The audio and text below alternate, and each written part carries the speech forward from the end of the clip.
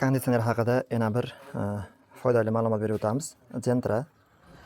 Buni xullas konditsioner sohasida anchagina sarson bo'lishgan. Xo'p. Hozir ko'rib chiqamiz bularni. Kompressor Lasetti qo'yilgan. Yaxshi sovutishlik uchun. Xullas Lasettining uzmasdan ishlaydi. Salon grasini primo qilib ishlaveradi. Salon grasini primo qilishgan. Lasetti kompressor qo'yishgan. Xullas yaqin bir haftadan beri ovora bo'lishyapti. Kabellar, shtekillar yangilangan, 3 ta datchiklar qo'yilgan. Xullas muammo nimada? Konditsioner ishlab turib, mashina ozgina qizigandan keyin bitta konditsionerni o'chiradi-da, qaytib yoqmaydi.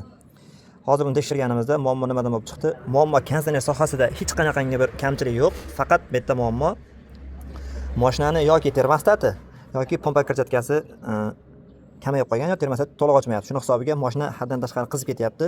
103, 104 dan chiqib ko'tarilib ketyapti. Уже mana shlankalar ham katta ishib ketgan. Xullas, konditsionerda doim ham bitta freon, datchik, konditsioner sistemadan bo'lmaydi-da, konditsioner ishlamasligi.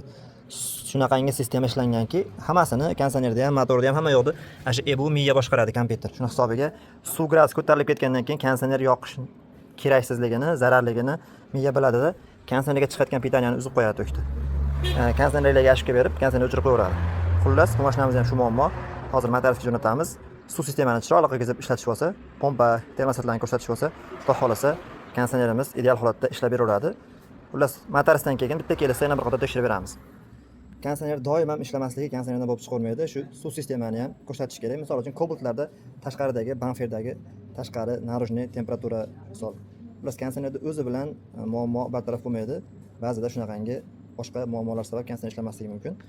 Bu Gentramiz ham xuddi shu holat.